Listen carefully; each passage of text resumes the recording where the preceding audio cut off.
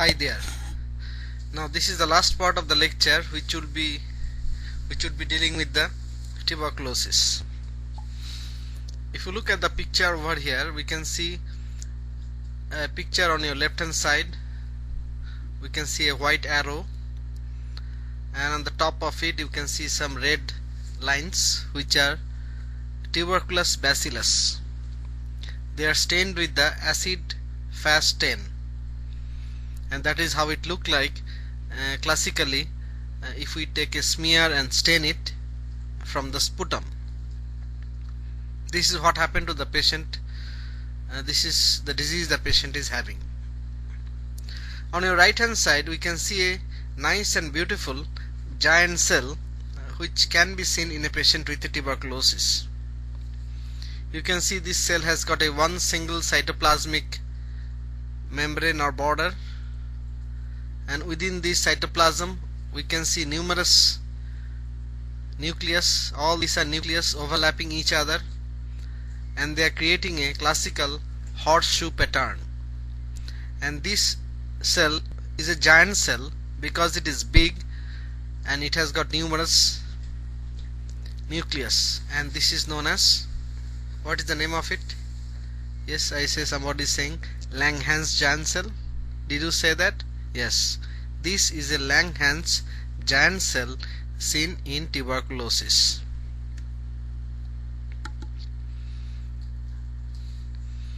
So we are going to discuss tuberculosis, how to define that. Tuberculosis is a communicable granulomatous disease condition which is caused by Mycobacterium tuberculosis. Mycobacterium tuberculosis. Now this is the name of the bacteria. But remember, if the patient has a tuberculosis and the patient has a AIDS infection, in that case the organism is known as Mycobacterium avium intracellulare. So this is the agent who is responsible for the tuberculosis infection in a patient who has AIDS.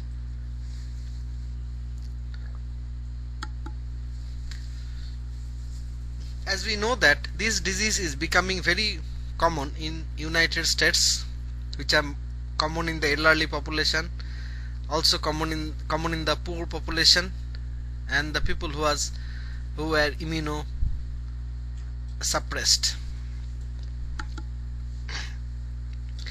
This disease is a chronic disease, and this is the patient, these are the patient where this disease can occur very frequently, such as the patient who has diabetes mellitus, a patient who has silicosis.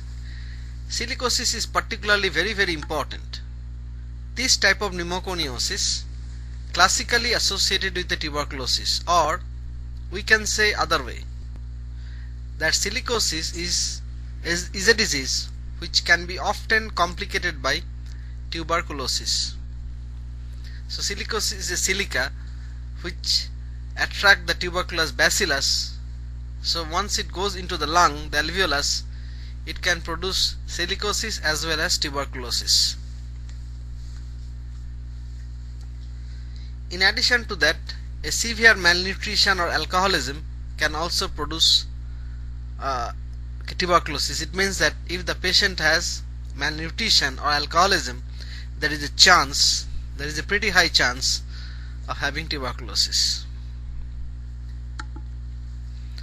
So once the patient has a tuberculosis, it is the most important thing for any physician to determine whether it is primary or secondary. Why it is important to know? Because it will help you to identify what kind of treatment you would like to give that particular patient. The anti-tubercular regimen. Primary tuberculosis classically occur in the lungs. It can involve the lymph nodes, typically the cervical lymph nodes, and primary tuberculosis also can be seen affecting the GI system as well. And then we have some secondary tuberculosis we will be discussing as the disease progressing, as our lecture is progressing. Now this is a very important pathogenesis flow chart that you definitely should remember for tuberculosis. We discussed it a little bit. We have the alveolar macrophage which will uptake the tuberculous bacillus. Then this macrophage should process the tuberculous antigen.